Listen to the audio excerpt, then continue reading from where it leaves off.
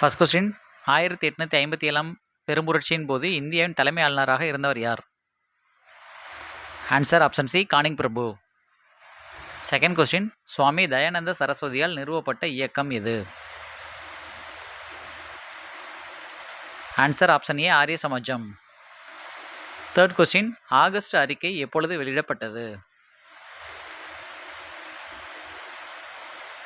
Answer option D 1917. Fourth question Goa, Diu மற்றும் டாமன் யாருடைய ஆட்சியின் கீழ் இருந்தது?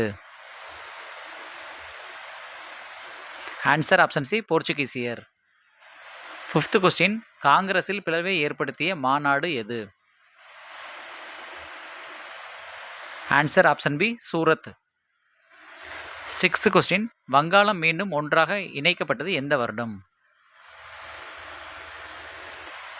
Answer option C 1911.